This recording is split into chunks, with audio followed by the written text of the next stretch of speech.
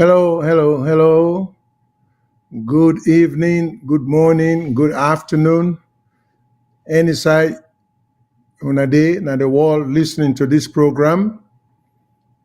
This is Mohammed Shilon with the Cam 2 for VOS at this day, on this day and at this time. And normally we can come at 3. So I have to apologize for us starting at 4 o'clock, roughly. Also, right from the beginning, let me let you know that my co-host, Mr. Mengot, is not going to be on board today, but hopefully will be on board next week. And that's because of a sudden death we experienced with one of the in-laws just yesterday. An in-law who was 57 years old, I'm told, who was found dead. Apparently as a result of heart attack. So that's a situation he had not anticipated. So that rarely interfere with his plan for participate on this show. And we all go appreciate in absence, in the sense that who among us will have the death of somebody as close as you in-law, and just decide to say, well, you know what, participate, particularly with Mr. Mengot, I think in that the elder, that the family on both sides of the wife's family and your own family. So we'll hope anybody will hear this. If you want, you can send an expression of condolence to them or to the station. So that's the only reason that we know of why he's not going to be here. No other reason that I am aware of, or that the officials of the station are aware of. But hopefully he will be seen next week. Let me also say to Una that the lines will be open as soon as the issues on what we're going to discuss today are mentioned. So the lines will be open, so people will be free to call whenever you want or as soon as you want. And but when we do that, I just want to remind we listeners or we audience or we callers that before you call, it would be wise if you can prepare, because you are limited to 3 minutes conversation or questions or suggestions. So 3 minutes go by very fast. That's why you don't get prepared for shortening your explanation. Questions are easy, but if you want to express an opinion, you want to make sure so you can be able to say all of that within 3 minutes. But just in case you are unable to do that in 3 minutes, well, no harm. The only thing will be, please, if you can cooperate with we, the buzzer will go off, just notifying you that your time is up. And when that happens, if you don't mind, as some callers to their credit can do, as soon as the buzzer and can say, okay, I know my time is up, I will just call again. So we will hope more people will recognize that and adopt that practice there. And this is would they try for make as many people get their voice in as possible. And we don't want for anybody for hold on at the phone for a while and then never get to them. At some point it happens that way because we can get so many calls. We cannot possibly answer all the calls because people can get so much. But all you got to do, hang up and go back in the line. Call back in, and then you can continue what you be start. All right? Then the next thing, we do in the carry we on various mediums there. We're there on Facebook, we're there on YouTube, we're there on Twitch, a new thing called Twitch, we're there on several platforms. So when I can see with it, in addition to that, we'll get the callers then can call directly on telephone from certain areas of the world. The universal number way for call, regardless of whose partner in the world you date. If you want reach we live, and when I know say this show now live broadcasting, so the broadcast is live. So which they happen when you call, the questions we they ask, everybody else they hear and listen, and the statement the way they make, everybody they hear and listen. In addition to the program being recorded, so it can be played also at a later time. So when you call the universal number that they told that the WhatsApp number, regardless of which partner in the world you did, you can call. And that is 1-343-997-5828. 1-343-997-5828. You can call from the WhatsApp, regardless of anywhere, within the US, out of the US, within North America, away from North America, anywhere. But for convenience, we also, and for avoid pile up, we also make it easy for them to get toll-free number for people with Canada, Mexico, and here in the United States. So we get toll-free numbers. So since we get a toll-free, it may be wise for somebody calling from Canada or Mexico, instead of calling the WhatsApp number, which may be engaged, you'll be better off if you can just call the toll-free number, where most likely will get fewer callers on the line or on hold.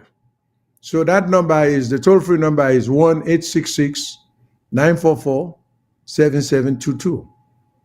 1-866-944-7722. That if you are in Mexico, Canada, or the US. If you're anywhere else, that toll-free will not do you any good. You will have to pay for the call. Now, if you're calling from England, there's also a number that is not going to cost you anything. And that is +44 20 80 89 1455. +44 20 80 89 1455. And if you're calling from Australia, there is a similar number, which is +61 29 09 84 337. +61 29 09 84 337.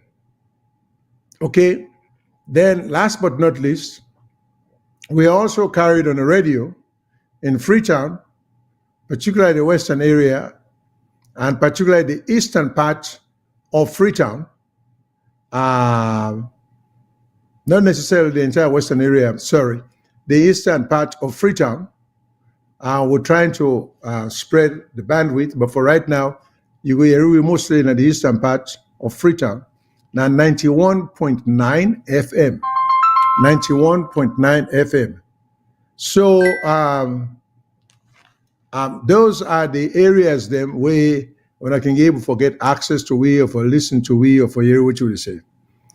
Today,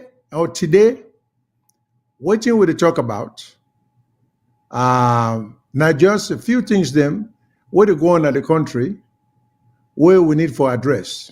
And let me make one thing clear, because sometimes when we talk about current events in Sierra Leone, people misinterpret that to mean picking on the government, criticizing the government, all of which actually, if you consider that, there is nothing wrong with that if you believe in democracy. Only if you don't believe in democracy, or you believe in democracy for some and not for others, that should anybody be offended if anybody say anything that we're critical of the current government. Because at the end of the day, because sometimes people are like, comparison can be made, and has to be made, but it will be made in the proper context. So if we compare the current government with the previous governments, nothing wrong with making a comparison in there. Because a lot of times, not even comparison, I will call them, you can use them, you can cite the other government them for purposes of illustration, for just show example. Say, for instance, such and such and such. You might say the Aneskuruma government, the Kaba government, the Momo government, the Stephen government. So I want the people in take them in that light there. Not to say, and then above all, more attention should be paid to the government of the day, not necessarily the government of the past. The government of the past are not in power. We need to understand that basic principle there. The government of the past or the immediate past, like the Aneskuruma government, they are not in power. So one cannot focus on them, because even though what they may have done when they were in power get effect on people in today, but the government in power today, now in the focus is on, because now in what you do or what you not do, they affect people and lives, you know. And then we remember, say, the government in power, or the outgoing government, or the government will be there, will not there again. The reason why not there again, not because people will not be pleased with that government. That's why we get a different government. Okay? And we'll get a different government now, with the hope and the expectation that the different government not will only do things differently, but will do things better and enrich the lives of the people, improve the lives of the people. So when people then begin to talk about hardship, it is not fair for certain people to take offense and say, oh, it's a criticism of the government. There is nothing wrong with criticizing government if when I saw when I see them. I think when a concern for me is the criticism justified. If it is an unjust criticism or critical analysis, well, you'll be helping the country, you'll be helping the government of the day by calling in or writing in and make counter suggestions. And you can even express your opinion as to the unfairness of the criticism, if not so you see them. But let us do all this in a civil or civilized way, because we are talking about a country that is supposed to be democratic. We are not Equatorial Guinea, okay, where one family now rule the country. You know, we get a government, I believe, in the spirit of the American democracy. I think that in that spirit, we'll get them back home. We'll get government of the people, come and vote for the people, because government at the end of the day are for the people and of the people. So let's look at that spirit there. And there will be, unless we agree, say we will disagree, we'll call, we'll not go see things eye to eye. But there is no reason to be upset or to be accusatory or disrespectful to each other, because you're not to do the country any good. Because at the end of the day, we all for wish what is good for the ordinary person in the street. They are not to the few, then when they do very well. So having said that, we topic today, because there are certain things then where they affect, where they get for do to a country, and if we not try hard for make we leaders in Yeri, things will never get better, because we can complain all we want. Now, like when you sick, you will tell people and say, I don't feel well. But you forget to take certain steps then, not only forget well from the sickness where you get now, but if you know, if they don't diagnose that sickness and tell you which it be, it's important for make you know how you end up with them and how you go avoid them in the future. Okay? Now the same thing would run in government. Mistakes that government made, if I'm for listen, they can listen for then and go try for see how to avoid them. But we'll get for look at things from that spirit there. So now we not say there was some agreement where then call the tripartite agreement where APC and SAPP And I say APC and SAPP, and I have to address that issue there also, because it should not have been and it should not be between APC and SAPP, because there are significant number, or there is a significant number of people, Sierra Leonean, both at home and abroad, we not believe in neither of the two big parties them, because they not believe in the philosophy of APC, they not believe in the philosophy of SAPP. And I think it's that we best interest, we will come under. If we wish anything for picking them and grand picking them, or great grand picking them, and if we go try for see, imagine what in Sierra Leone will be like 200, 300, 400 years from now, which is a matter of fact. I think sometimes we can forget for realizing Sierra Leone is part of the world. This world where we live in, scientists until we say has been in existence for millions of years. And for all we know, the world will continue to be in existence millions of years. And Sierra Leone will be part of that world the way it will exist. But let us not talk about millions of years.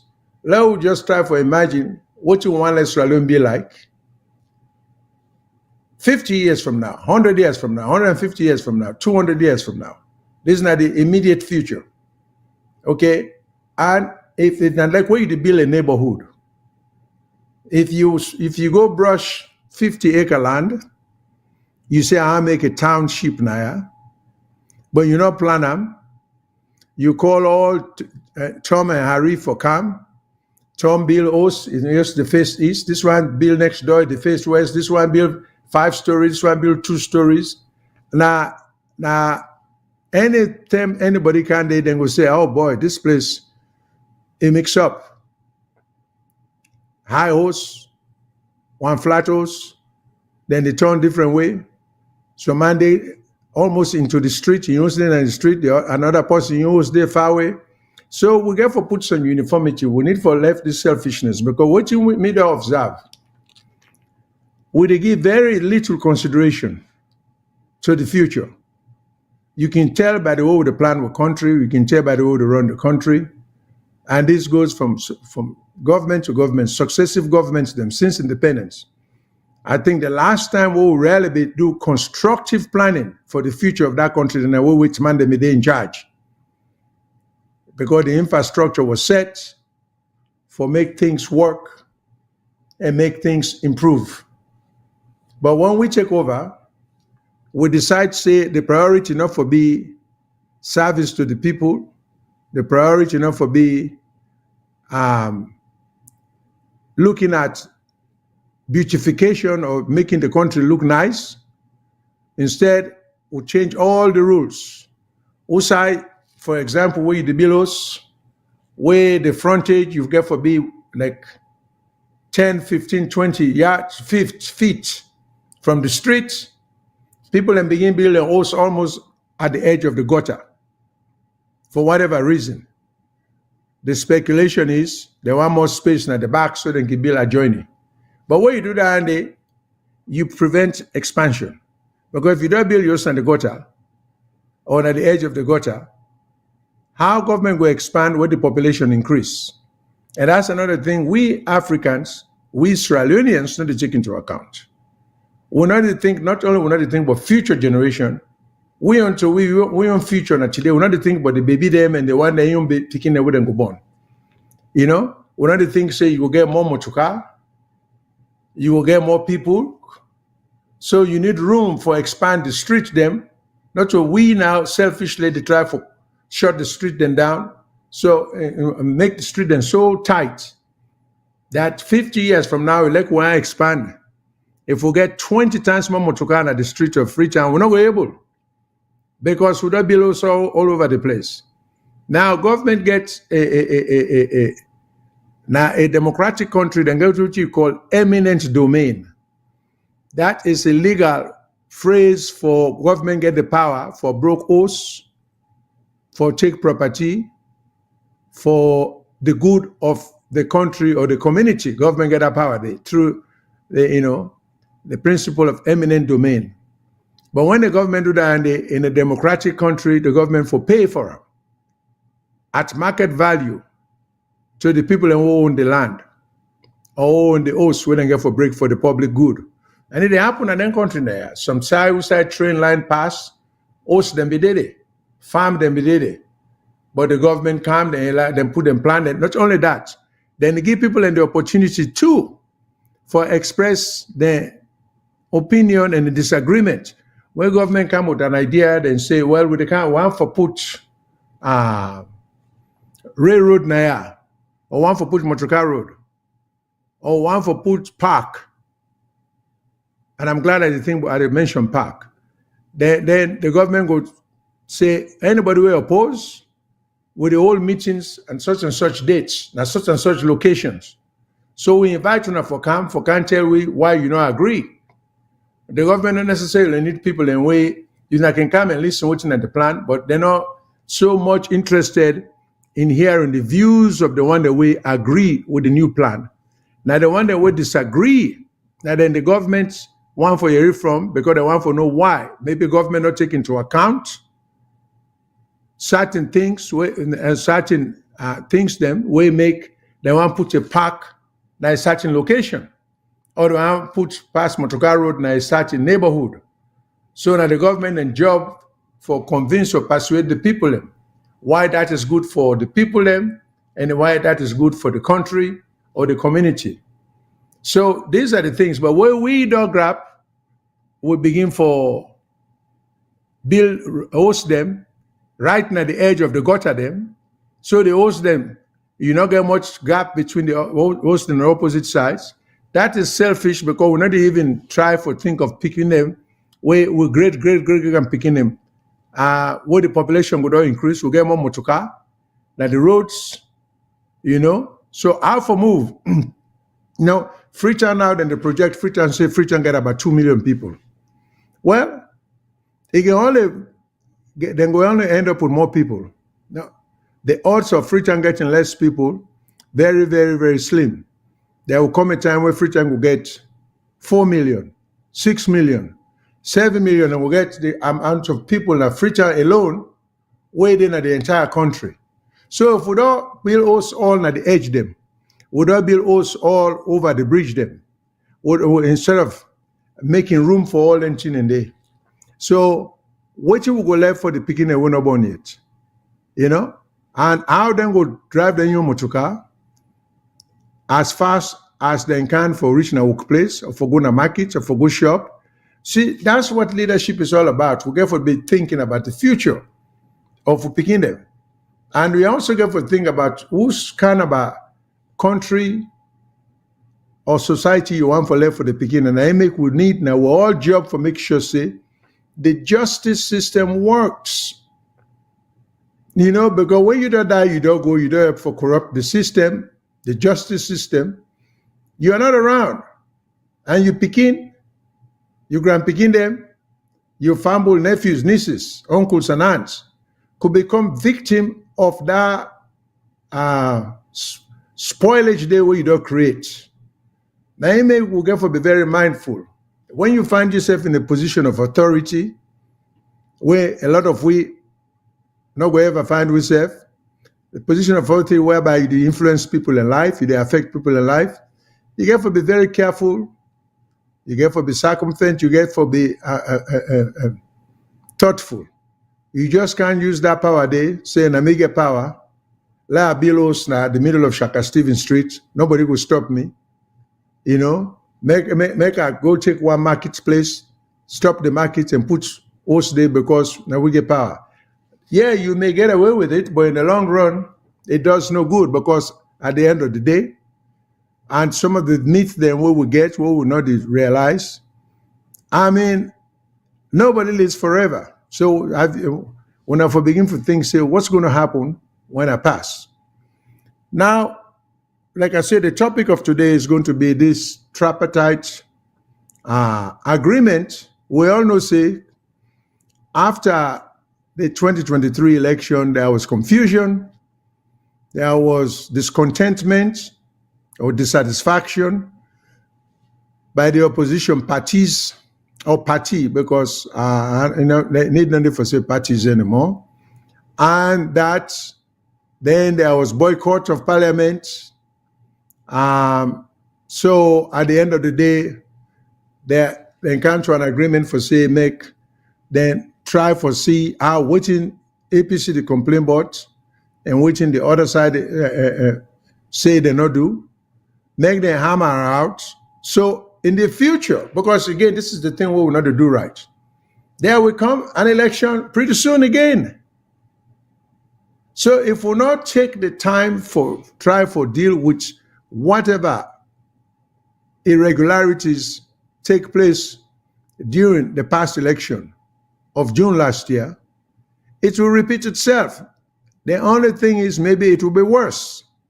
So that's the reason why we really need to get things together. I'm pleading with people them.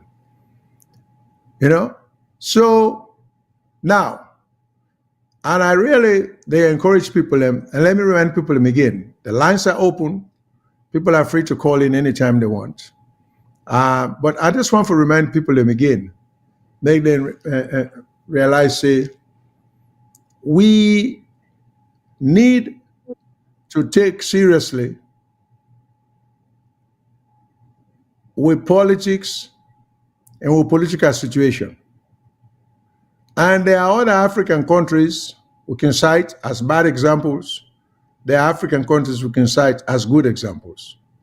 Because now Africa is such that you get countries in where they progress, where we can strive for be, or we get countries that we're not to go anywhere, where if you get a leader, again, talking about Equatorial Guinea, which is one of the best example for the worst performance, where you get the president, all the people in poor, 99%, in fact, 99.34% of the people in poor, and in Pekin, not only dominates the country and they spend the country money, but they spend the country money wastefully. They don't even care.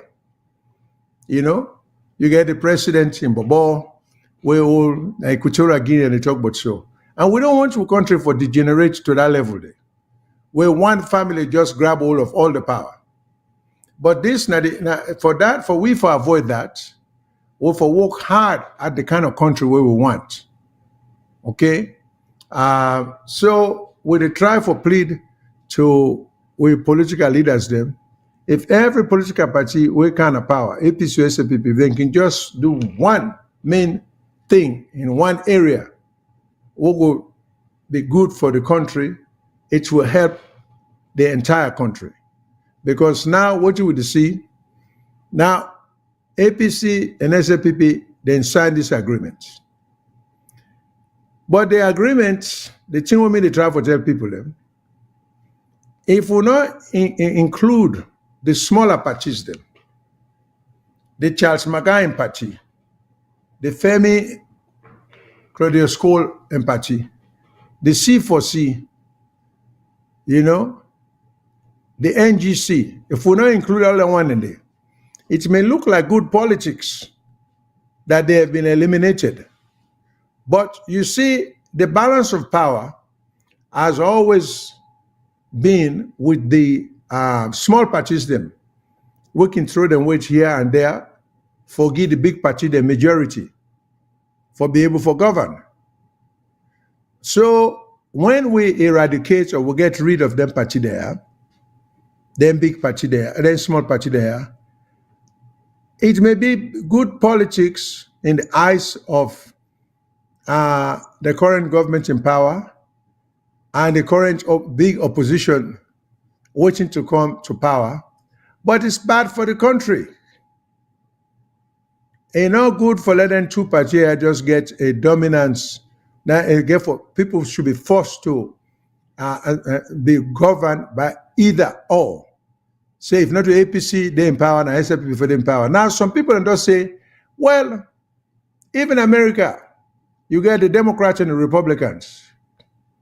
But America, then they get third-party candidates. Then they get other people in where they come and run against the Republicans and the Democrats. Not the Democrats and Republicans, and they run all the time, particularly for a presidential election. You get other candidates that will not belong to either party. We can run. And sometimes, some of them, after they don't run, or before the election, they can drop out and then throw them weights behind one party or the other. And then same party there, this is now in the United States now, sometimes as a result of them running, they can take votes from one party or the other. But it's all good for the country. So now we own country now. I don't know whether President Bio intended that. I don't know whether Mr. Kone intended that. But the end result, since we begin to get elections, we've always had a multi-party system. Nobody has given, nobody can tell me the downside to the multi-party system, meaning anything wrong with having more than two parties in the country. We've had as many as 17, 18 political parties. All they can say, the more, the merrier. And how they affect the country in any way, shape, or form. All it does, it helps we for make we throw we weights behind wherever we like. Only for the first time in the history of our country since independence, now we don't get a system like this past election where the system will create such a system, like I see here, we make the proportional representation system what we inject into the past election, kill all the political parties then. Because if we notice now, the parliament, their membership now only APC, SLPP. Before that, when we get before other parliaments them, before this last parliament, you don't get people who will come on a C4C, you don't get people who will be in an NGC, you don't get people them, I don't remember the Transmagai party, but political party. So, which was very good for the country, no harm done. Now, this last election eliminates all of that. So, when we talk about the tripartite agreement, to me, it is in the best interest, the opposition, for be very firm, if the government, well, I think the government really, and therefore promotes this multi-party system. Because one reality is, no party is so clever as to hold on to power forever. We not learn from our history. We forget say, when we get independence, the party would lead to independence na SLPP. The first general election in 1967, SLPP lost, APC kind of power. So we've been seeing these changes. APC come, APC go, no matter how. If we can only remember when Pashaki Bide went in as the president, how much power he yielded around, how much power he used. In fact, one time, you get SLPP people and they come for join APC in drove, just for them at the Shaka Stephen umbrella. But at the end of the day, with all that smartness, with all the maneuvering what Pashaki do, you know, SLPP survive. Then come back until the end of the day in power. The point where they make, no leader not clever enough for keep any political party in power forever.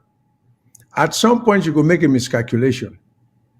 What could bring the other party in power? And then what will happen when the other party they come out, instead of spending most of the time developing the country, helping the people, that party they get a lot of payback where you get for do. So most of the money, most of the energy they spend on what you Englishman call retribution, for payback, for retaliate. So we need for help for ask ourselves, what are we going to do for the country? Is it going to be a situation whereby every party will kind of power? Number one, because sometimes you hear the phrase, now we don't turn this. I have never understood whether we, you in turn, if the country now for we all, will for wish the country the best of leadership. And leadership not for be based on political party, it have to be based on the personality of the person who want to lead we, and watching a vision for the country. Knowing full well that now that country they will welcome out, there are tribes in various parts of the country. So if you are the president, you're not president for every tribe. You're not the president for one tribe. Because even within that tribe from which you come, there will be people who will not share your view, who will disagree with you.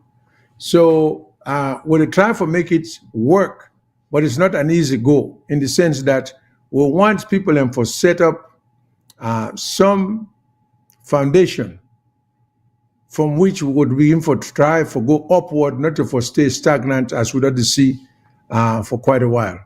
So that tripartite thing agreement today, unless and until, because I look for say they don't pass the stage with me to recommend, but I think them for revisit that. Unless and until then decide for include the smaller parties them, all they will have done, all APC and SAPP will have done, will be to just subject this country to unmitigated disaster 20, 30, 40 years from now. That's the way I see it. We got to make a system whereby the other political parties them for be able to participate without being forced to be either APC or SAPP. That's my own argument about some of them things. You know, we're not to do ourselves a favor, and we're not to do the country a favor. With the help we save. We are not even going to talk about economics in terms of hardship. Then the purpose of the broadcast for today. The purpose is let us try to understand how you use power, how power is good and power is bad, and how sometimes, if you use power correctly, you will really do well for mankind. But when you don't use it right, I mean, the very people who you're supposed to protect, you go hurt them. So I plead for we try for do what it takes for us to do the right thing. The other thing we want to talk about, now the anti-corruption commissioner, Mr. Ben Kelfala, do invoke what you would call Section 7.1 of the Anti-Corruption Amendment Act of 2019. He invoked that section there by punishing, so to speak. It takes some immediate action against people from holding public office for a minimum of at least 3 years on some public officers at the Sierra Leone Roads Authority and the Ministry of Finance for being primarily responsible for the embezzlement of a total of 6.6 million leones. You see, okay, these are, these 6.6 million leones, okay? Is that the kind, could, hold 1 second. So 6.6 million leones. What we need to do is just look at the quantity of the money or the amount of money, and there we see how, the action is great, but what is 6 million leones in relation to all the amount of money they want to try to talk? But it takes some action to say them for be banned for public office, and then of course the claim said they get full recovery of the money and 10% interest. And then last but not least, he recommends, this is at the Sierra Leone Roads Authority, recommends strong administrative action against others at the Ministry of Finance alleged to have played a role in the correct scheme. Well, I think it would have been a whole lot better if we would talk about 600 million leons now, or 60 million leons. But unless I'm reading it right, but what I see on the screen says 6.6 million. And all this drastic action, which is good.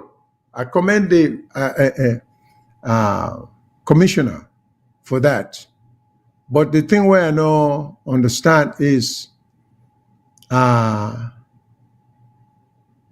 why haven't we imposed or invoke this section 7.1 of the Act all this time? Because now they're recommending that people can be held for years from holding public office, which are all good steps taken, and the law already prescribe that they, but why now, and why is it just for 6 million leons? And let me see, there's another thing before full recovery of all the total amount embezzled from them in the sum of 6.6 million, and for that 10% interest levied on that sum that they succeeded to take out of the banking system before the rest was intercepted and blocked, amounting to £465. Okay? Yeah, but in relation, this is good. I mean, I'm not trying to trivialize the act or the action taken by the ACC commissioner, because this is what it should have been all along. This is what it should have been. The ACC commissioner should have been proactive in this respect and making sure that people are punished. But then in recommendation at the bottom place where he say he recommended strong administrative action against others, at the Ministry of Finance alleged to have played roles in the corrupt scheme by the respective institutions, or by their respective institutions. Well, what is strong administrative action? Why, if people are losing their jobs, and they use the word embezzlement, and in we own law, embezzlement is a crime. Now, I say we own law at the top of salon law. If you embezzle public funds, it's a crime. So why just 3-year imposition? Why not active sentence in prison for embezzlement, actually for committing a crime? And then why leave some people out? I really would like people to look into this and see if they get any other suggestion. People can call in and just say, waiting and things saying that the rationale. The law is good. And we get all praise for Mr. Ben Kelfala. But we now still understand why these actions have not been taken previously. And then even when you take this action, not everybody was swept by the action. It left some of the action to the discretion of the various bosses at the various ministries. So again, the word corruption, it gets all kind of meaning. The word corruption gets all kind of meaning. So I am not so sure that, just 1 second. It is 8.6 million leons. Sorry, I think I need to have new glasses. I keep saying 8.6 million leones or 8.6 billion leones, which is equivalent to $374,000. Okay, 8.6 million new leones and 8.6 billion old leones, the equivalent of which is $374,000. This is money. It's a lot of money. $374,000 is a lot of money. But for a government, this is just a drop. When government try for recoup losses or ill-gotten money them by other people. You see? So the laws are there on the books. And if the laws are there, so we need to enforce the laws. So what do we recommend? It would seem to me, and again, the ACC commissioner, not for just play the role, which is trying to avoid doing, because that's what it's been doing in the past, for just be a revenue collector. You know, people chief money, you catch them, then come, then pay a fraction of what they happen or what they take, then they're scot-free. So people are beginning to say, listen, you're insulting the intelligence of the country, and you're not doing your job in terms of getting what has been taken unduly from the government. That's all. But some of them cases here should be referred, because unless there is a price to pay, someone even suggested that why go to the bank and borrow money? If you get the influence, instead of going to the bank and borrow money and pay all that interest there, just take government money where you're in a position of doing so. If they catch you, all you get for do now for return them. So if you take that government money there, you put it into good use. If you put it into good use, it would yield you so much returns that if you are caught down the line for, say, you get some money from the government we never forget, and all they are requiring from you enough for refunder, you'll be in a much better position for refunder and make huge profit from the amount where you don't take all this time. So that is bad policy. Okay? That goes into what you made the talk in terms of strengthening the judiciary. So cases like Ben Kenya, instead of just giving the ACC commissioner the power for collect, which is good, but I think the courts need a role now, you know, because the people should be ordered not only for return the money, but they should be made to account as to why they take the money them in the first place. And they should be penalized for it. So like penalties such as 3 years imposed, yeah, that's fine. But it should be harder than that, because you want to discourage people from really taking government money. You see?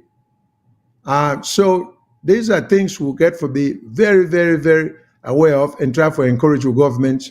If they want to make a difference now for improve, because we're always saying we're not getting money, But how will we get money if we not take the necessary steps for punish the one that way to take the little money we don't get her? So I don't want this to be viewed as a criticism of ACC commissioner, but I think more can be done, and there is a lack of sincerity or commitment where we all get for jump because and collect 400 and some thousand or 300 and some thousand pounds or dollars. Let me take a call and we'll continue. Hello, caller. What's your name or side to call from? Hello. Yeah, Mr. Shilon. Good afternoon. This is Abdul.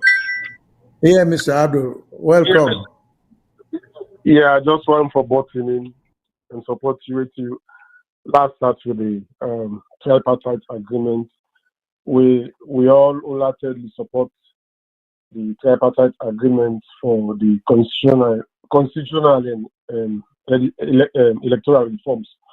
But looking from the look of things, people don't get doubt, misgivings as to how the agreement the pan out. When we listen to the press conference when the whole, was it last week, the signing of the terms of agreement, then tend to create more doubt in the minds of people than reassuring people about the success of the agreement. I would also appeal to both parties that there should be sincerity of purpose and there should be political will as far as reaching a conclusion in this tripartite agreement.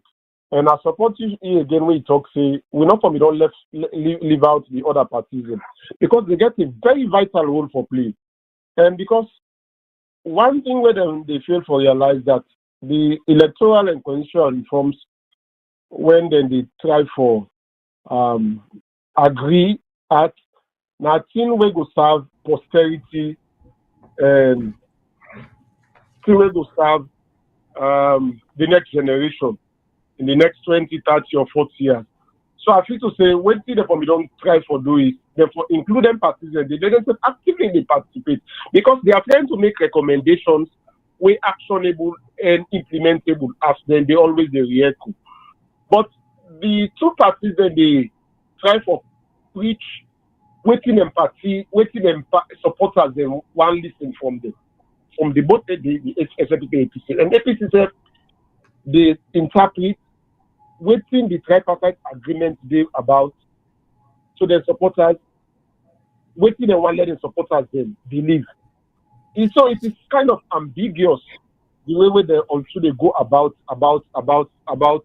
the agreement. So we just appeal to them that they for be sincere and for realize what waiting and they try for reach at now.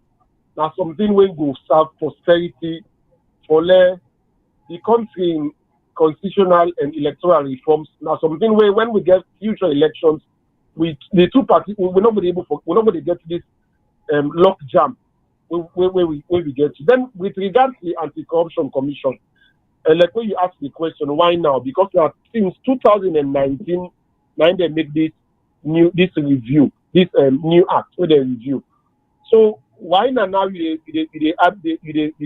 impose this 10% way you don't recoup money from the past from officials public and civil servants why now you start to impose this 10%. So the Anti-Corruption Commissioner for up in game because if you want the public trust you and say yes they do things where they serve everybody in the country if for them for up them game. And as you rightly say, that we not say prosecuting case in Sierra Leone, then the judiciary itself can always they procrastinate. I don't know, maybe not the reason that make way in the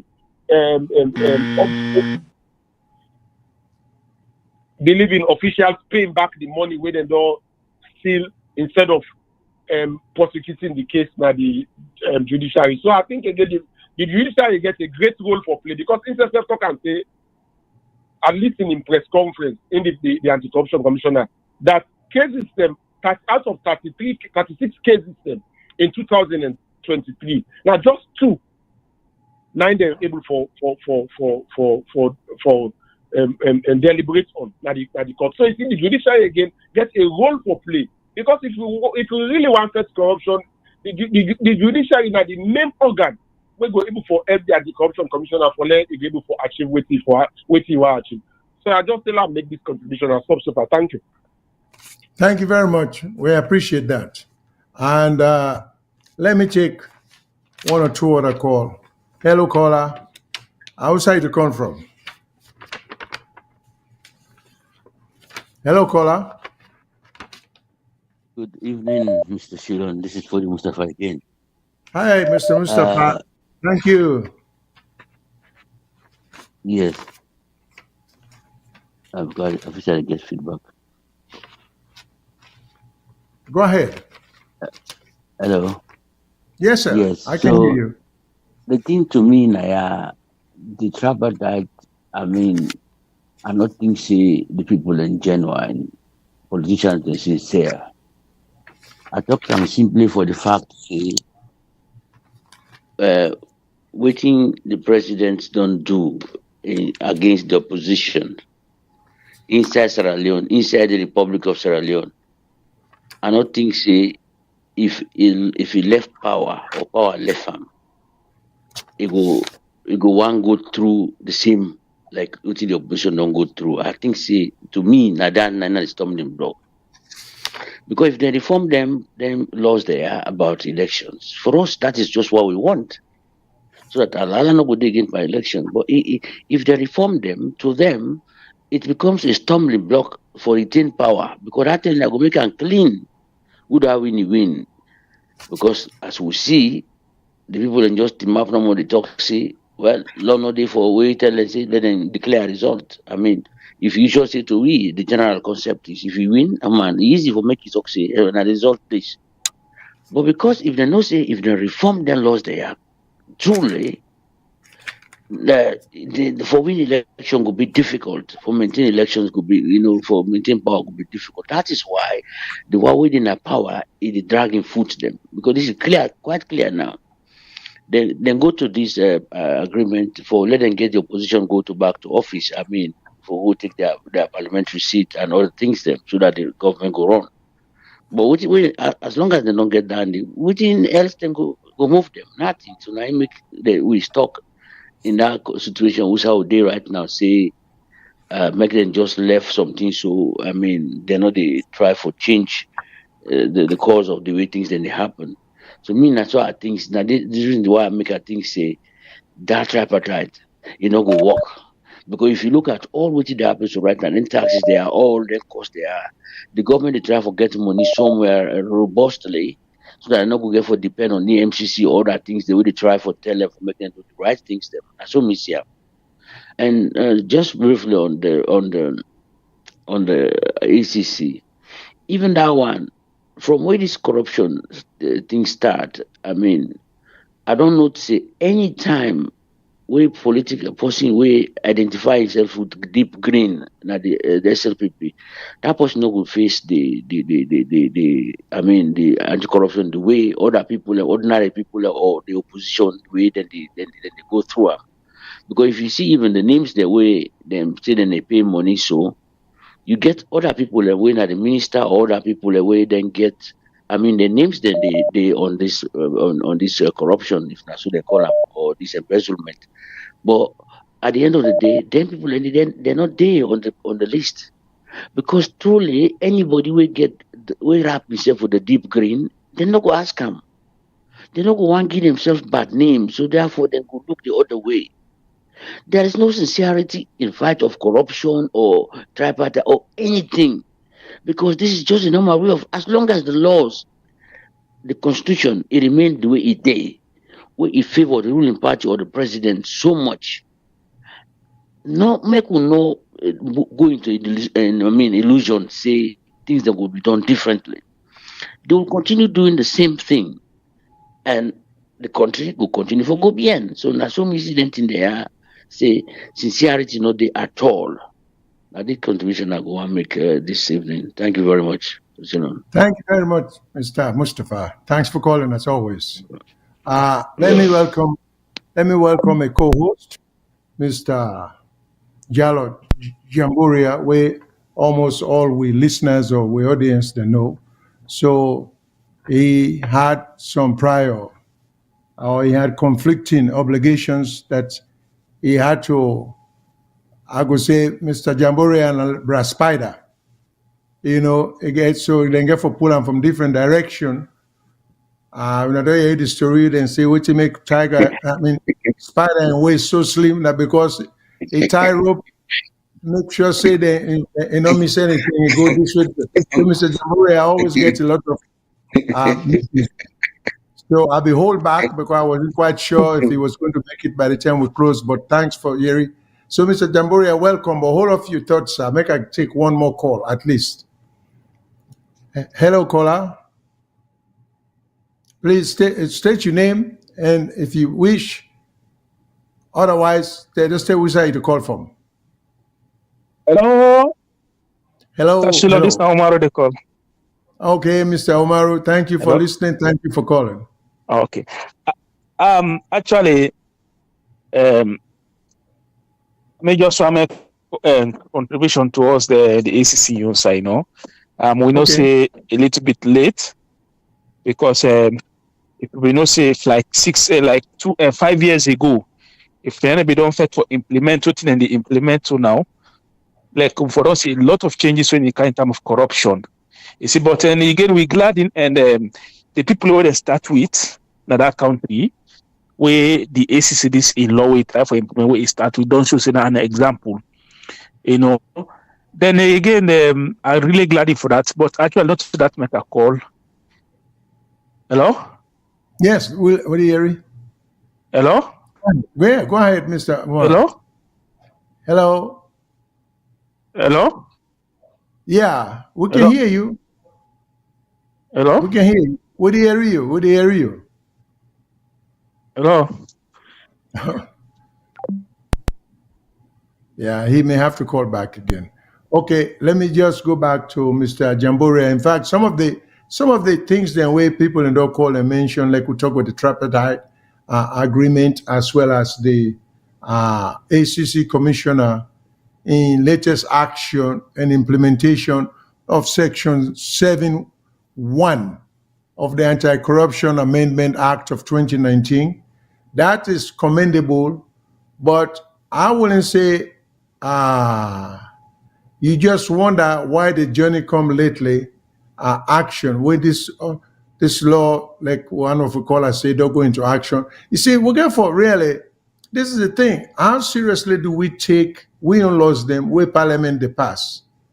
And you know, the pattern of our country again, the parliament or the officials then, they not take the laws seriously. Then they expect the people then to take the laws seriously. And this is some of the problem. You know, we really get to do better than that if we're serious. But the point I was making, where Mr. The gentleman who called from Maryland, name just escaped me, which is true. Are we going to fix the Constitution once and for all? If so, we don't need for amender. This is an opportunity with this tripartite agreement, what they're going to.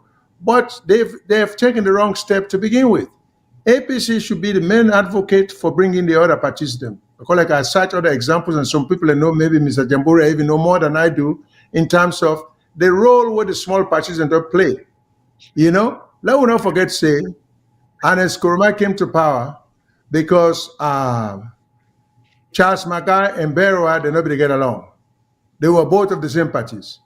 But it's good politics when one person or one small political party is able, within the law, maneuver the system and give majority to one party or the other. So I don't see how anybody will be excited for kill the small political partism and force people them. And you know, the NGC was formed because people were not pleased with APC, SLPP, C4C, and many others. So why take the opportunity? Because this is for the first time, as I know of, and I stand corrected, we get a parliament, we're not getting no other representatives of any other party but APC and SLPP. This is dangerous. It is not going to lead the country anywhere. I can humbly say, and we need for play a role here, and I think APC need to be more responsible as an opposition. Therefore, resist that if they insist say the government, that's the role of the opposition. There are a lot of things when them for the advocature, not to people over in the media. That APC, they need to forget experts them, for give them good advice. Not to just wait for an opportunity to get power and begin to do the same thing what the other party to do. But that said, I think I get a couple of more calls, but I don't want to keep Mr. Jamboria. But if you may excuse me, Mr. Jamboria, just hold tight. Let me just take at least one or two more calls. Hello, caller. Please identify yourself and tell me what you get on your mind. Hello, this na Omar again. Una sorry just now, not be get to so na make I no Okay, go continue. Thank you. Mr. Shilom, I just want to like quoting the ACC don't try for do so. We welcome and we know it's a very good idea because when you watch at that country, more the administrative side, then they mismanage your money, then they implement projects in a very bad way, no good for that country. And even when a kind of fraud, the way they like today, now make would they be in, then they don't know what they feel for do. So way the ACC come with this law, we should say then we implement that to everybody. But actually what he make a call just now because of something where I read the minister be they talk just now AYV way it look worry about the toll road. Mr. Shilon, the toll road not to a success to that country. If they be don't get alternative to that toll road, now we'll see a success. But what they do, then just put the entire citizens into a cash trap. Where in no other way, no other alternative, no the pass use the toll road. And now I read the minister in one of the program they say they go for extend that, they try for extend them. We want development, but not to that type of development we want. We don't want development where they put Sierra Leone as in that catch 23 system. We want development when a journey one.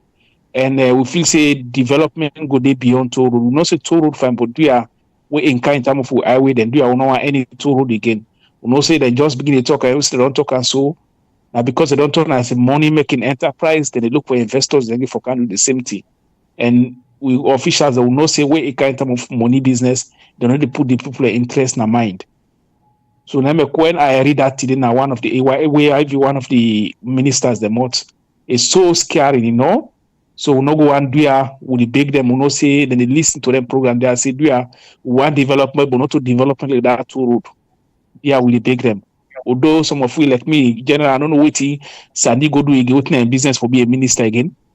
Because we know the skirmishes that we don't get. I turn for come being a minister again, like so not get any other educated people in that country, now we don't know. But with the big, we know any other toll road again, like that one who gets now. Thank you very much. Thank you, sir. Thank you very, very, very much. One more call, and I will switch to Mr. Jamboria. Hello, caller. Please identify yourself and tell me what you get on your mind.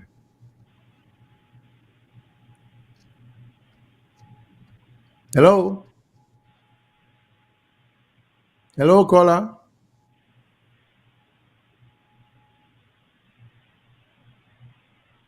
Hello?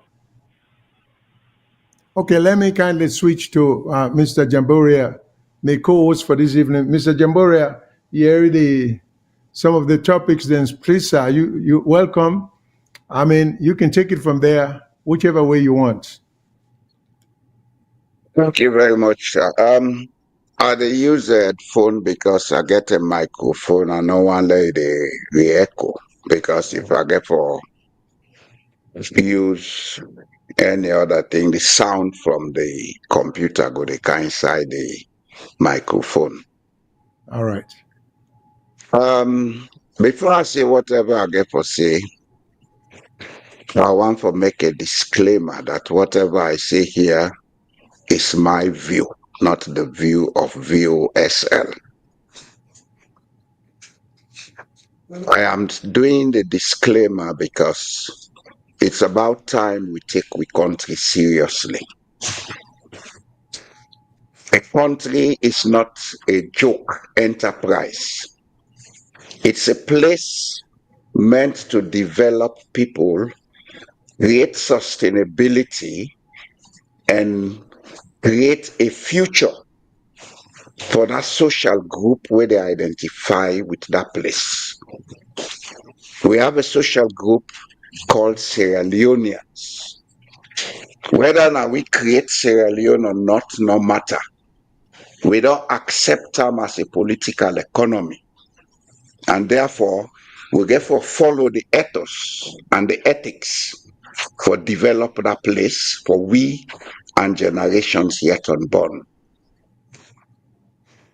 You see all these issues happening in Sierra Leone, it's because one, we not map out an identity that is Sierra Leone. Secondly, Since we say we get independence, the class we get the capacity, where they call themselves intellectuals or elites, they not sit down and think, say, let us make this place for all of us. It's all about me and my. We want to do the right things in Sierra Leone, but we are doing them wrongly.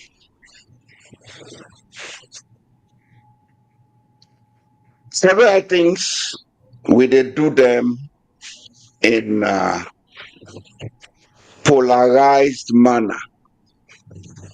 We now dey look at the holistic picture of what to do to make this political economy sustainable and profitable for everybody. My honest opinion is that everything that is being done is wrong. And I stand by it, I can justify it. As a matter of fact, why do we have corruption? We have corruption because we get disparities in the distribution of wealth in our country.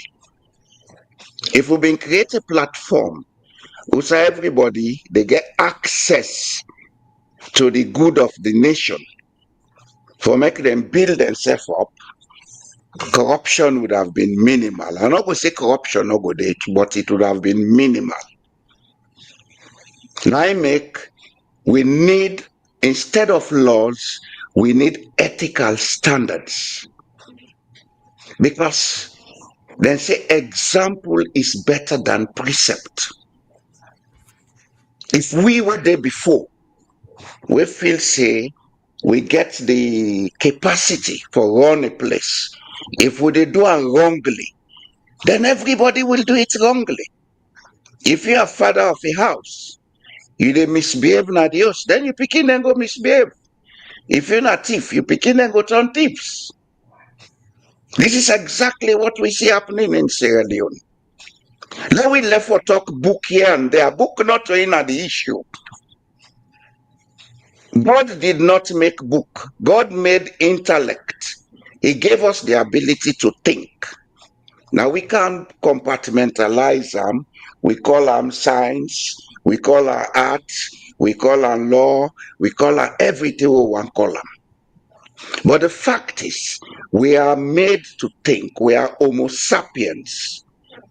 And now begin use that as a people, but now get standards. That's why religion itself tell we about 10 commandments. The 10 commandments, not to laws, now ethical standards where they expect we for follow. What would they call law? Now ethical standards where they expect we for follow. They not they make them for certain people or for punish people, but now for create order in society. Because when there is order, there will be trust. When there is trust, there will be cooperation and participation. Then you will see development that take place. Coming to the topic, you cannot punish people by rewarding or awarding them, because that's what I see in this document.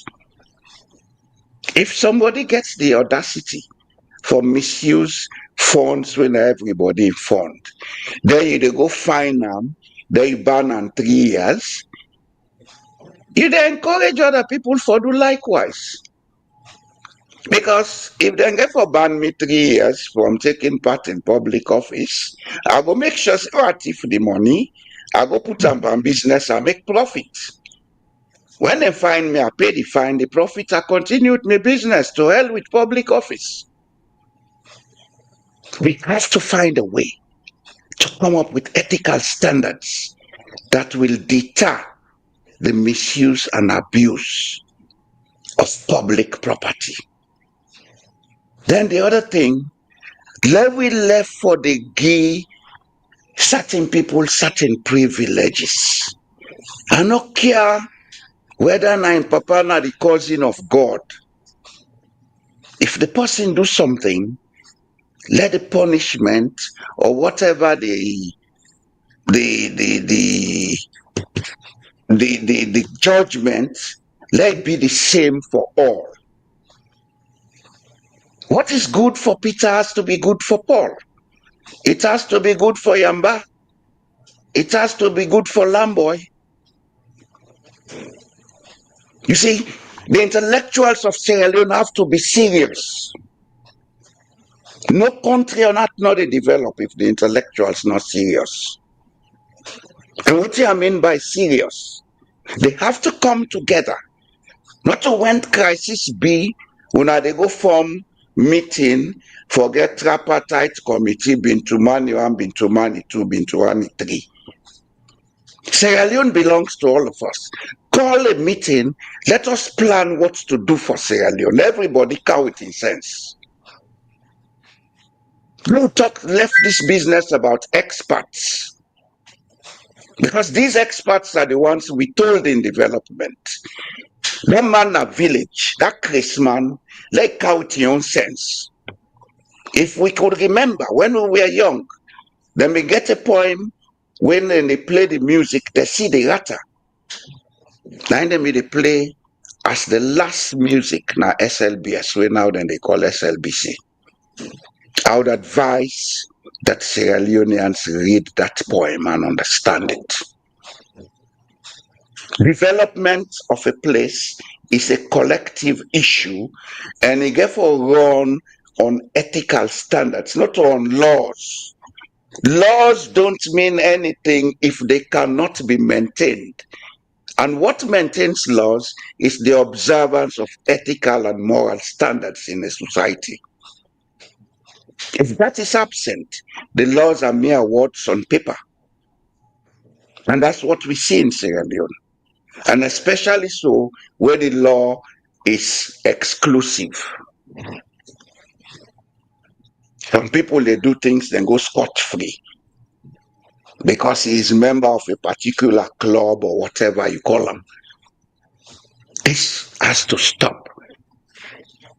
America, we see a vice president go against the dictates of a president.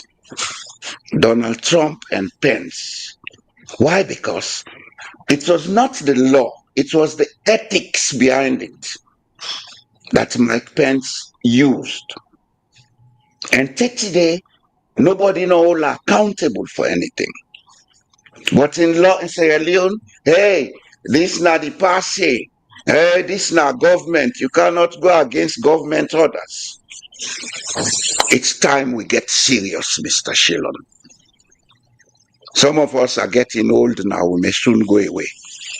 So we need for here because at this stage, hey, I don't need anyone. I no obligation to person no obligation to me. Our obligation to my conscience and my country. On the issue of the toll, because the last caller talked about that, it is not wrong to collect taxes. What is wrong is how those taxes are used. This country where they talk from, now we they pay the highest taxes on earth. But I go assure everybody say, every 3 years and they resurface all the roads in this country. Anything we need repaired and they do them instanta because that's what the tax money is used for, not for flying private jets.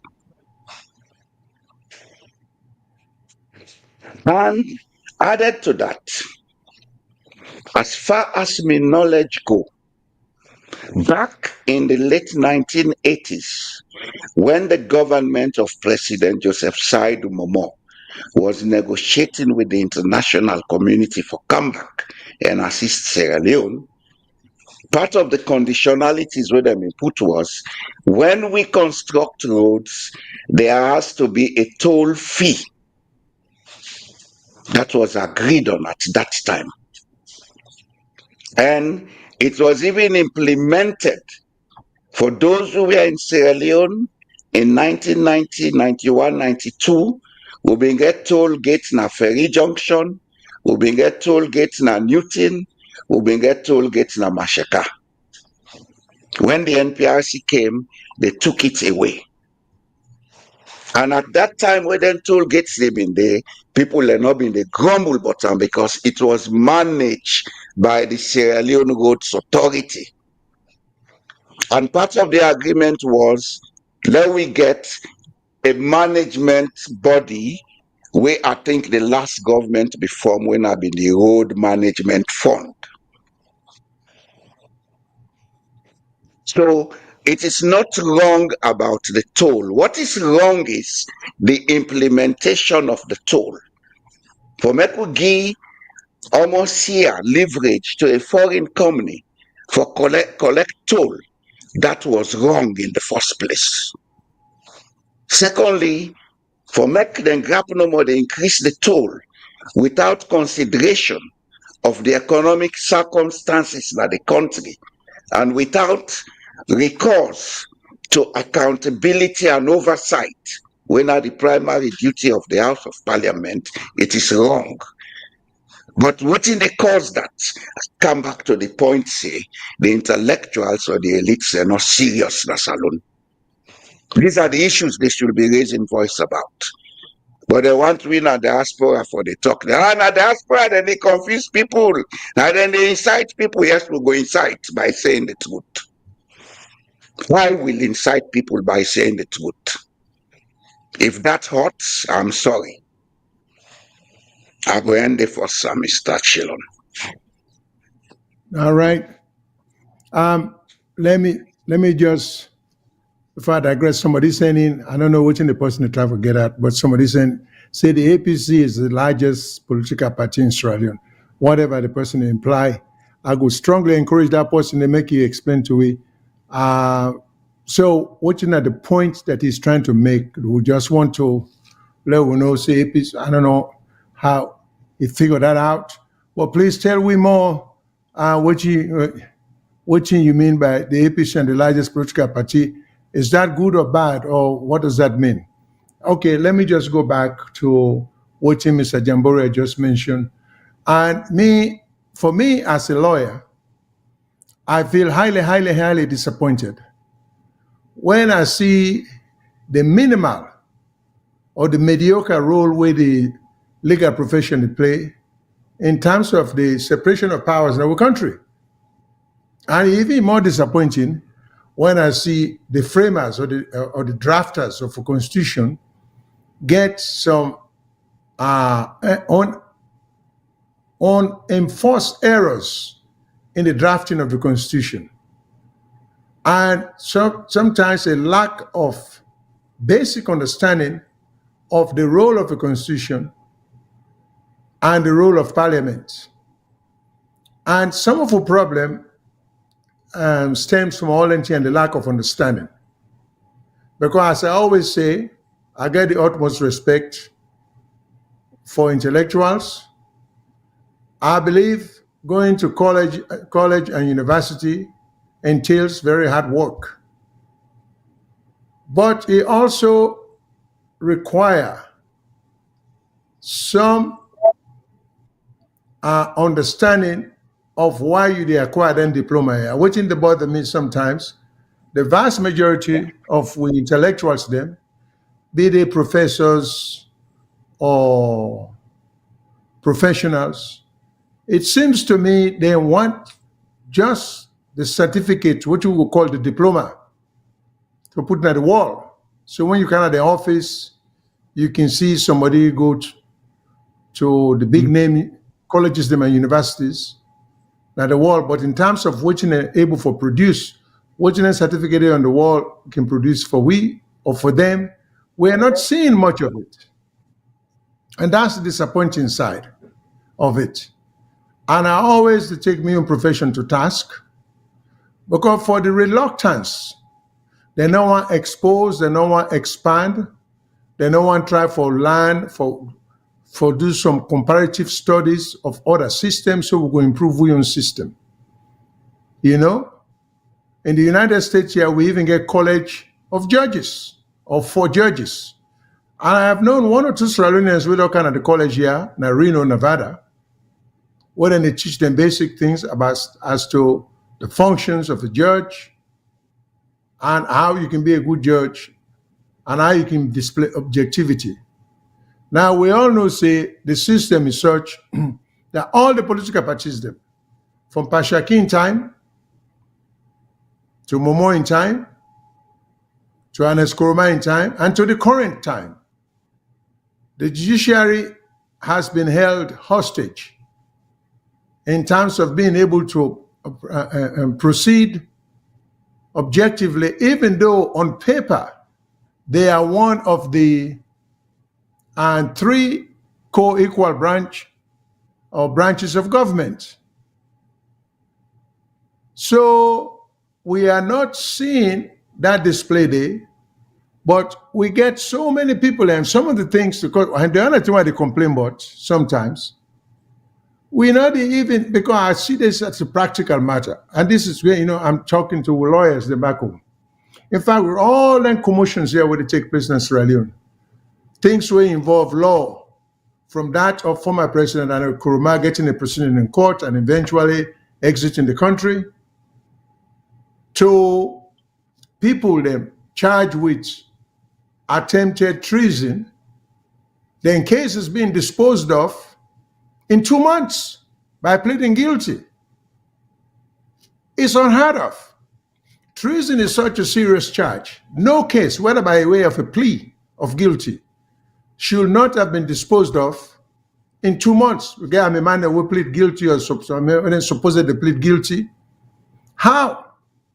Because in a case as serious as a treason charge, they inject them with substance. because in a situation like that, just the pre-trial motions to work for be filed by the and there are serious things here. When you charge people and within crime, then forget the best legal representation. And if they cannot afford it, the government should go through all the procedures for proof, say them guilty. Yes, sir. And not only that, under the lawyer and job. And there are what you call in murder or capital cases and major cases like treason. Of course, first of all, I'm very highly objected to this treason charge. We must stop treating treason like traffic offense.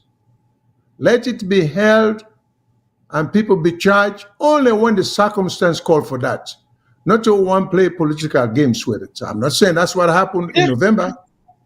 I'm just simply saying exactly the lawyers, the AG, the judiciary. In fact, rumor has it that one of the reasons why the former Chief Justice was forced to go on leave was because he took a position that the government did not like. But how does that happen? Because the Chief Justice should not even be engaged in pre-trial discussions. If the defendant is presumed to be innocent, who is talking to the Chief Justice from other branch? We'll go get the Chief Justice in trouble. The Chief Justice will not even engage in that kind of discussion. If you take the whole thing seriously. So if indeed the Chief Justice lost in job because of some unfavorable position we take, it's again, we are hurting the system, we are hurting the country when we see that naked display of power on the part of the president. It should not happen. Okay? So how do we prevent it? So when we talk about this tripartite agreement, all of these are the things that should come to be taken into account. Would you see Minister of Information just to talk all the time? You hardly ever hear anything from the Attorney General about the law. Yeah.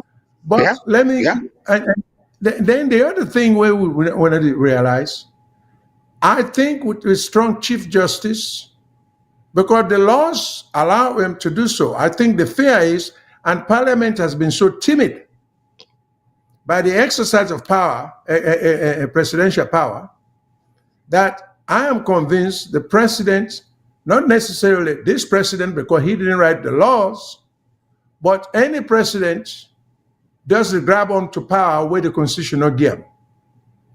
Okay? We need to be careful. If we care about our country, these are things we should be careful about. Now we get a judiciary that is, can do much. Then we give an example, because Africa, they get examples now where we can live by.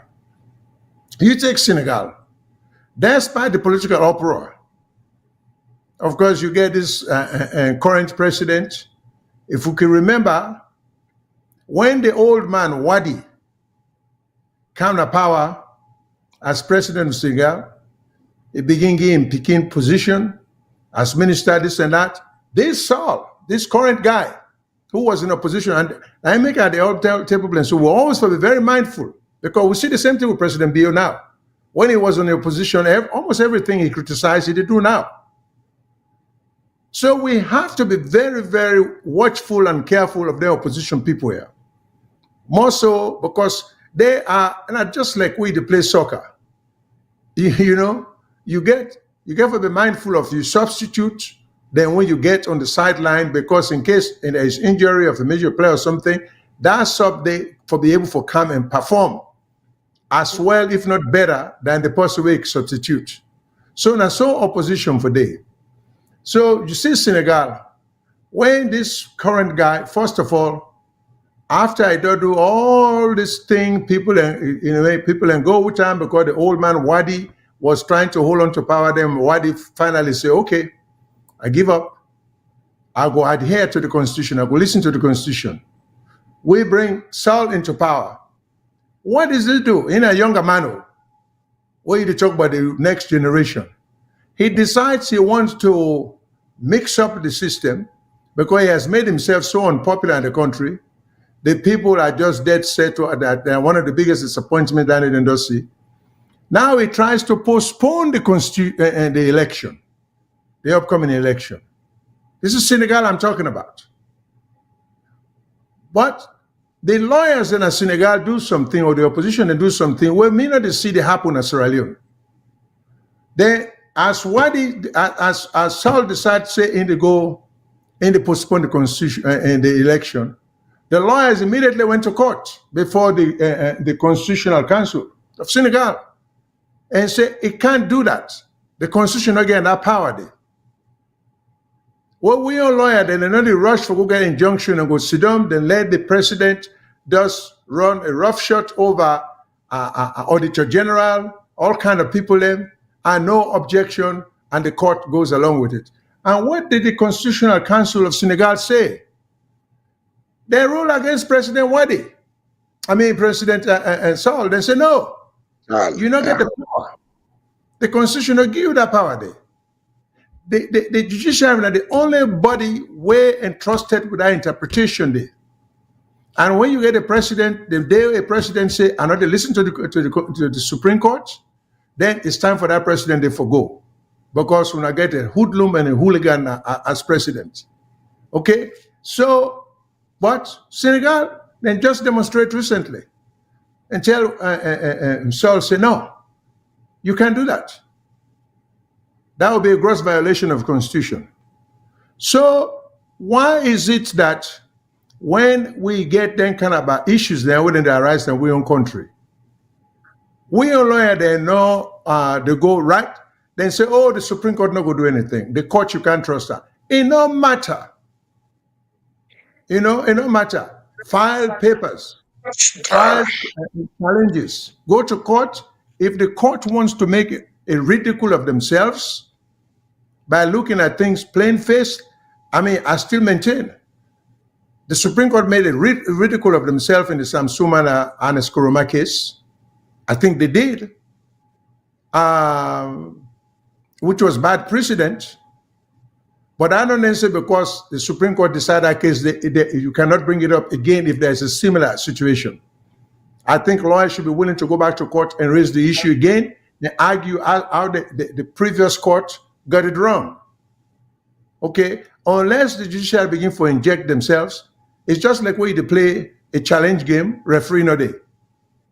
So who calls the fouls, or who calls the shots, and who calls the goals if referee no day? The judiciary then the referee. The biggest dog in the field does that. The biggest dog in the field does that when you have a football match where there is no referee. And then whatever I say becomes the official outcome of the game. And now Exactly. we can say all we want about Liberia, but the reality is they get an election after we see how peaceful they do them. We see how gracious the president was, the outgoing president, and we even see how gracious the incoming president has been. Now the focus is not on who went out. Every now and then, they go use that and go cite him as an example. But now, waiting this man will see so many things wrong with we able to do when he was on the sideline, Mr. Bakari. So now, the president, okay, talk is cheap. So now, in performance, now it matter. People are not begin to talk, say, well, where I do this, where I do that. Every now and then, it's okay. But what can Bakari do? Because that's only the way they determine progress. Let us begin compare, say, well, where I thief 2 million, Bakari don't keep thief 4 million. They're all true that thief, man. Does it really matter? So when I can see people and they make comparison, and Escoromabi do this, bad thing. So what? This government is allowed to do the same thing as Escoromabi do? Well, that's how we think. That's how we think, Mr. Shillong. Well, if we love we the country, always justify things way wrong by referring to the past. We have to try stop that Nasalon. The past is gone. The past is a school we should learn from. It's not a measure. And another thing we will get for begin look at in Sierra Leone. We'll get for begin with the alabut with constitution. But honestly, it's not our constitution that is wrong. What is wrong about us is our beliefs and our perceptions. Now, we give an example, say, Senegal, the judiciary try for exercise in power because there is separation of power. Who appoints the Chief Justice in Senegal? Who appoints the judges? It's the president. They don't get a special counsel. But because those people have ethical standards and they have a mentality that is democratized, when you oppose what is wrong, not mean say you go against government. It means say you they think democratically. Because another thing where they get wrong in Sierra Leone, I hear people go all over the place talking about democratically elected. There is no democratically elected government. Democracy is a social condition. Elections is a process. There is a distinction between them.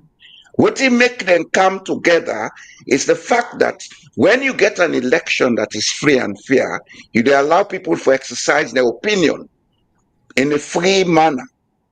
So they manifest democracy in a social setting, not in an electoral process.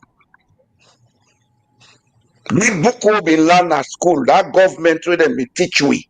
It was meant to colonize us. Can we begin to modernize in Sierra Leone? Our biggest problem is that our educational system and standards have not been modernized. We still think in that 1940 way. So we are getting it wrong. This is the age of artificial intelligence. We have to upgrade. Other countries, then they modernize. Senegal, the man say they postpone election and say, no, we'll not agree. They don't kill nobody for that. But in Sierra Leone, if one person grabs say no and agree, next then they go land and get a good dirty bit, or then find way for blackmail them, or for put case in head. Can we please upgrade in Sierra Leone? When we think about the future, don't think about the generation where they come up. We have a country that has over 50% of people who are very young. Then get a future for build.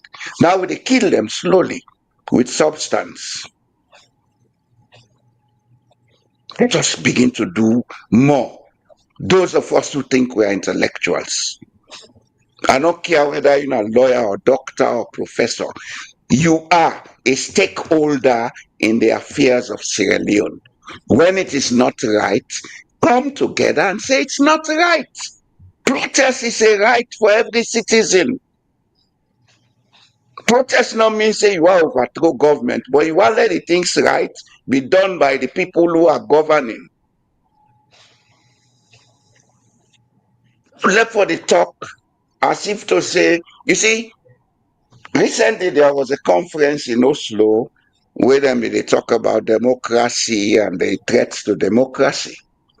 One fellow we name Iyad el-Baghdadi, we get an advocacy group for people in Palestine, gave a speech and he said, the threat to democracy is not autocracy, but hypocrisy. When I heard that guy, I reflected on Sierra Leone. Every of us, we should be the voice of the country to say, this is not right. Can we please revisit it and do it rightly? Now, we are the biggest hypocrites. That's why politicians get away with a lot of nonsense in that country. And I would stand up to say it. And I'm going to go big job to person. If you look at me by the eye, if you had you pay come, it's been Norway. Now airport, then they arrest you. We have to wake up. Sierra Leone has so much. Sierra Leone can be the richest country on earth. I can prove that. But for a dysfunctional mentality, we'll get. Yep. I'll tell you, they talk English like Sheffield cats.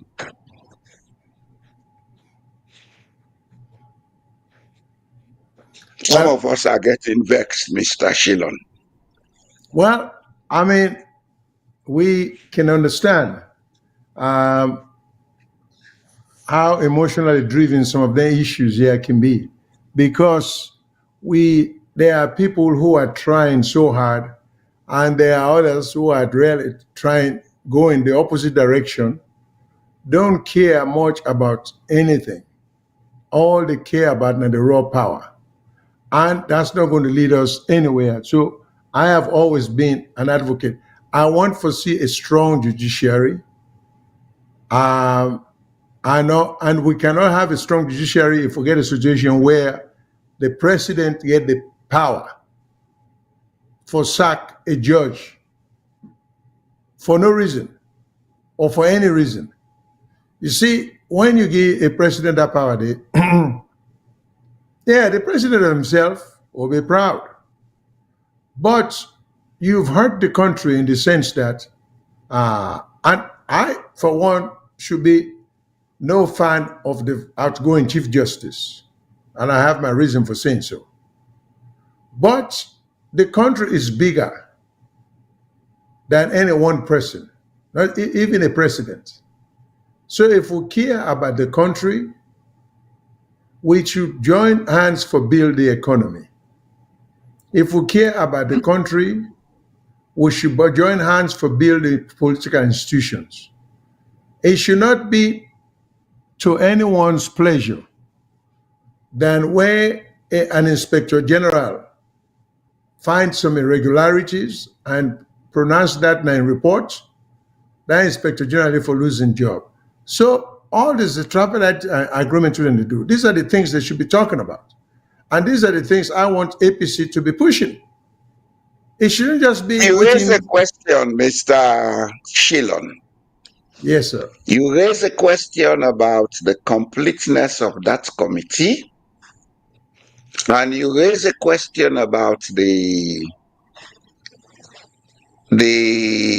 functional efficacy of that committee. First and foremost, the elections were not conducted between APC and SLPP alone. There were other Precisely. political parties involved. Why are they not on board in everything that is happening? Secondly, There's a critical question which I raised 2 days ago on a talk show on my platform. We have the SLPP as an opposing side to the demands of the APC. And it's the SLPP that is the government. And the recommendations of the committee have to be implemented by the government. What if they reach a point where the APC say, we don't prove say this election was not complete, so let us have a rerun. Will they be ready for the rerun? Will they accept it? It is a very critical issue with the intellectuals of Sierra Leone for begin look at. They for begin coming with alternatives. Let it not take we country, because this tripartite committee will they look but it's the crossroads for Sierra Leone.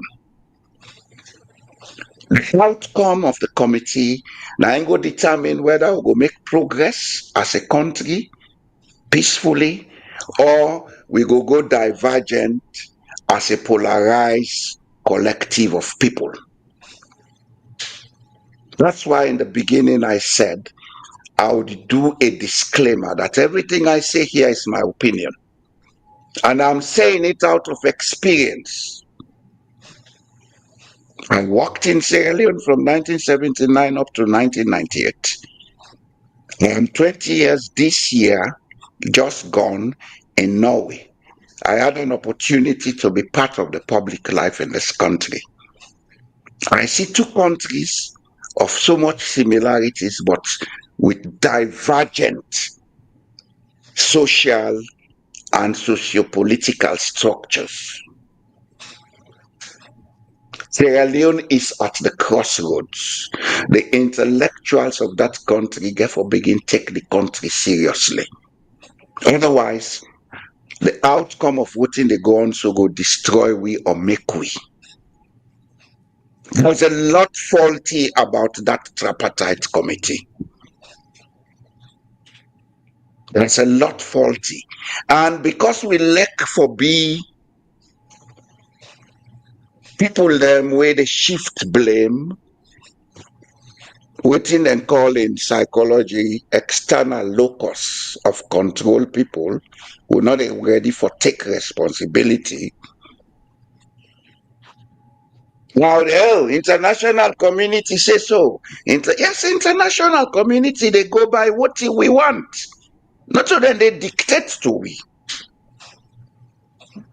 The only thing they are there to ensure we have a process that will lead us to a place that will not jeopardize the security of the Atlantic region. Because they are very much aware. If we can recollect the recent United Nations Security Council discussion was on rise of terrorism in West Africa. What they cause terrorism? Now then disparities here what they see in our country. These are the situations where rogue institutions will get dirty money can easily go into, then use to their advantage. As a matter of fact, some rogue institutions are already using it to their advantage, because it's a proven fact that Sierra Leone is now a key drug transit point in the Atlantic region. The intellectuals get for wake up to their realities here. Hey, now, God no go agree, sit down, loyalty na lucky. Then you go no say, God be don't tell you, say, I made man in my image and likeness, and gave him power to take dominion over earth. They gave us power to take dominion because God wanted us to use our intellect and do what is right. Not to for do things wrong all the time and wait for him for come babysit we. Because that's what we're doing. If God is not babysitting us, the international community should babysit us. It's time we wake up. We see the examples all around we. You just mentioned Senegal. Senegal gets separations of powers because the intellectual class know the mix matters. They don't sell their integrity. In Sierra Leone, how for do now protect me job? Yes, protect your job. When it comes to come like I don't reach to now, where prices then they skyrocket every day, your job cannot protect you. Yes. We therefore begin face the realities. We therefore begin take responsibilities. This is what we don't do. That's why since 1961 to now, we not get stability. People and they look at APCSLP, but now look at Sierra Leone.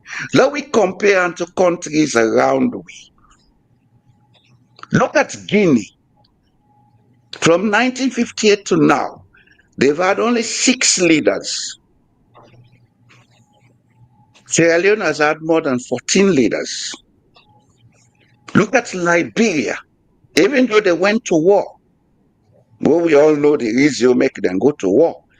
From 1961 to now, they've had only 5 leaders. Look at all those countries in West Africa that have had several military coups. Now, few they take off now, like Ghana. The rest of them, they in disarray. These are all issues the intellectuals should sit down and think about. We talk to ourselves, say, but how go do let them things here stop? Let's begin talk about precedence. Precedence now with man talk. To ourselves, now left precedence. Now begin say, but this we don't do this. We want let this continue.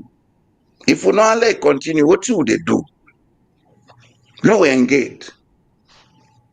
These are the things we should be talking about. Not to for waiting don't go out of hand. When I go say international partners when I all 10 are with them for the baby seat. That would the life I wish say we were Athens of West Africa. It's time we get serious, Mr. Shillon. It's time we get serious in Sierra Leone. And the only way we can get serious now for make we begin say and then we all hear we safe.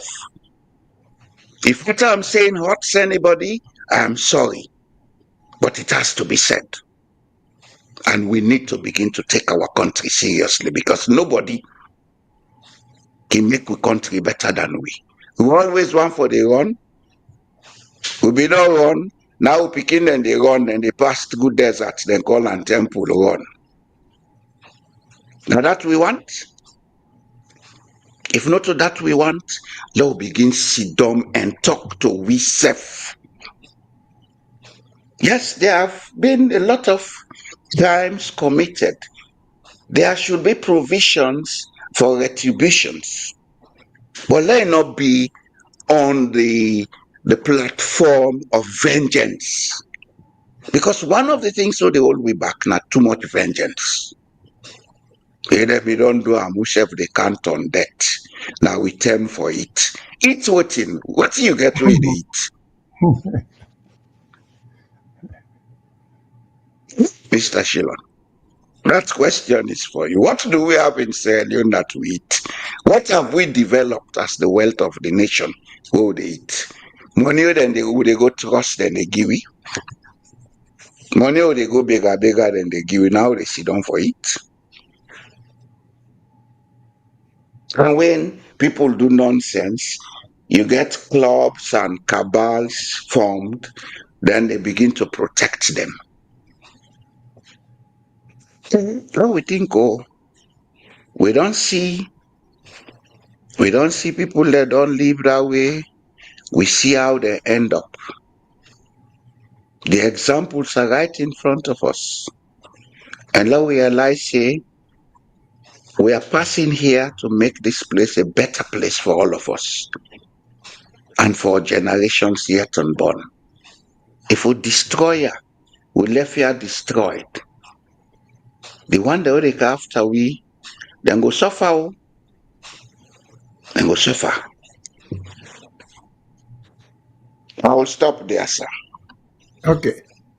As a matter of fact, I have always looked at governance or running government as a relay race. That when you take the baton from the other man, you for run, if not as fast, you for run even faster if you want for you win the race. But what you mean, see, we own, you go run a good race, then you give the baton to someone else, then him up first begin talk to him, party them, then talk to a girlfriend, talk to this, and not take the race seriously for say, hey, yeah, not only you get for reach a certain point, but you forget reach a certain point at a certain time. This is the level to which we don't take government. People not really take government seriously to the extent that them for believe say, if you produce, you have to produce. Accountability matters. Exactly. Yeah. You see, you just cannot take power just because you get them. You want for silent people them. Even when people they complain for say certain things are not right. And some of the things when they complain about, and the things where you be complain about USSF, it's unfair. Exactly. And that's taking undue advantage of the institution of democracy, which some leaders have been guilty to do. Then the kind of power through democratic means, then they want to take on democratic means for hold on to power. But again, going to this tripartite agreement, besides the involvement of the other political party leaders, again, I put the burden on APC more so than SAPP, in the sense that we for build institutions. We know say one of we most dysfunctional institution, that we electoral commission system, and we electoral commission office, and we electoral system. It's clear. It's dysfunctional. So if APC, when they go into any kind of agreement, that's another area when I emphasize very much for Bilam search, figure out how do we appoint an electoral commissioner free of undue influence, free of directives from the president, free of dictation from the president. Otherwise, it would just be a repeat of the same thing over and over again. So if APC is going to be involved, this is not a thing where you for do like a sprint. I think this agreement should be like a marathon, because it's a long road, it's a long distance, and you therefore be strategic. So it cannot be only what's beneficial to SLPP or what's beneficial. We put the country ahead. And one of the institutions that we need to develop right now is the electoral system. It has to be built, and it has to be given to people to head on people, and we get integrity. Not to anybody, not to because a political cronies. Because now what's going to happen in the country, if, for example, in the last election, Mr. Kone say, well, I don't do what I'm supposed to do, the constitution says I have to produce that. To me, is to say, okay, not necessarily let bygones be bygones, but for the peace of the country. All right, when we make laws, we laws them now. We'll go make sure say no loopholes are allowed. We'll go for making airtight for an electoral commissioner. And one of the things they want me to suggest, the president, just like the judges, should have no contact, directly or indirectly, with the electoral commissioner. Once you appoint him, he should be free of your influence. You see, just like America, when you get the president appoints the chairman of the Federal Reserve, and this is something, not to economists, so I don't know whether it's workable, but I think it is good for the country. Because right now, we on system, the way it is, the Bank of Sierra Leone plays a very important role in the dispensation and distribution of money in the country. And the governor of the Bank of Sierra Leone, to me understanding, and I hope the intellectuals are listening, or the cabinet members then, to me understanding, the governor doesn't have the power to refute or refuse any demand by the Minister of Finance or the President.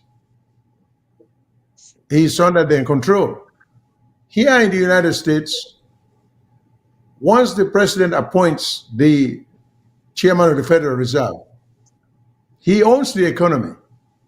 President cannot tell him, you need to raise interest. You need to do this, you need to do that. He and the Council of Economic Advisors then, now then they determine when interest rates for go up, when interest rates for go down. Even if the president feels say it affect the economy, we're in the run. If they not see eye to eye. Okay? But now we get to such that the governor of the Bank of Sierra Leone has to listen to the dictates of the president. And all of that they affect we. Is it possible that we can structure we financial system, with central bank system, or liken this role of the governor of the Bank of Sierra Leone to that of the Federal Reserve, make them delinquent, make them independent of any sway or any influence of the president? I want to say that, and I'm talking about this. I don't know. If you want my honest opinion about this issue you're talking about, we have to look at two alternatives. Either we have the appointments as they are now, but we create a kind of terms of reference. Say, anybody where they appoint to, we they get it wrongly, they look at academic qualification. The academic qualification of the person no matter much. It matter when you look at the technical side of the job. The most important thing we know, they look at the ethical and moral standards of the person. Most times, you may want to look at the person in background. You look at what they don't achieve as a person in economic status before you get a certain job. When you take man, we don't see them in a classroom for over 50 years in America, and then a university quarter, you go get him a top ranking job. What do you expect? It's a promotion for him. The how do you call him? The head of the Federal Reserves in America. Whoever is going to be appointed to that position, it's somebody who is not looking for money anymore. Go back, look at the history of America. All the heads of the Federal Reserve, now people that we don't make them in life, then can afford for live without that job. So they go there as a service. Look at the judges, the federal judges.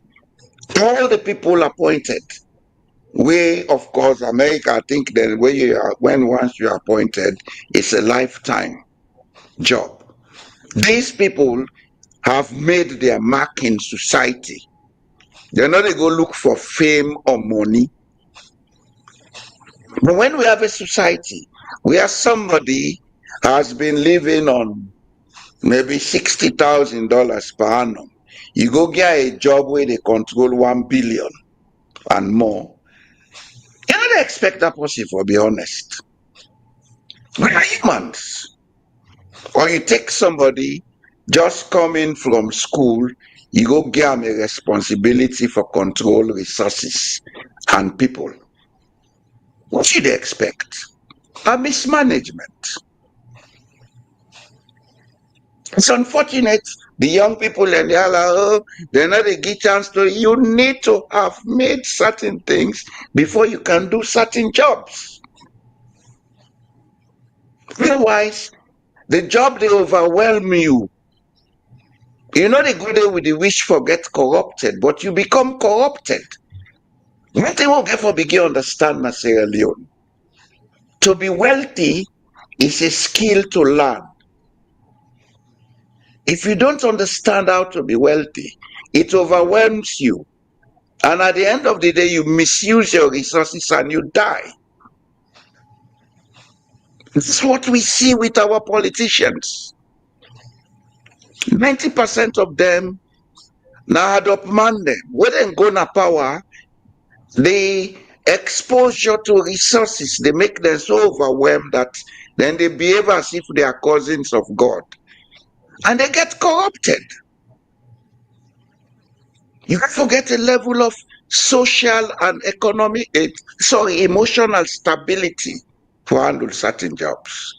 If that does not work with the terms of reference, the next alternative we can get is, because I am talking now from reference, this 1991 constitution where people and they cry to high heaven about, the original recommendation from Dr. Peter Lorenzo Tucker, which I know about, because at that material time, I had the opportunity of going to that commission to sit on one or two sittings on behalf of the Sierra Leone Teachers Union that I was vice president of at that time. The draft constitution that was prepared recommended a two-chamber parliament. The upper chamber should have been House of Chiefs and other elders. If you can have a second chamber in Sierra Leone and give the power of appointments and oversight of the assets and wealth of the nation to that chamber, I think we'll get a lot of things begin to change. Those people in that chamber are not elected. You go there depending on you stewardship. Now, council of old people and traditional leaders. You go there according to stewardship. So you know they go there for go spend money and then get certain facilities where they may get for make available for them. I think Ghana has adopted that. We need for great balance of power. We concentrate power too much on one side. And when you do that, you they overwhelm the person and the person they go crazy. It's easy for go crazy. At times we blame the politicians, but let us look at the social dynamics so we don't create now the society. Nine person. And who created that social dynamics? It's first the intellectuals. We saw it as a way to aggrandize ourselves. Now it's kicking us in the face, like the poem of Diop, David Diop, the vulture. Then say when the pattern not stand, only water kick you in the face. Now in the business alone so. We get to get serious. Otherwise, we will discuss these events from here now to thy kingdom come, and it's going to get worse, Mr. Elon. It's going to get worse in Sierra Leone. Let us face this reality. Second problem is one thing. Coming with solutions that are durable and sustainable is what we are not doing in Sierra Leone. Every Jack and Tom, they come Harvard or wherever, I think he can't talk all the big English. But listen to them, it's emptiness. Nothing connected with how to develop Sierra Leone. It's just to show that I am fit to be here. That's what we do. I will not fit for me today. The soul self will begin talking the truth now. Let them hear me.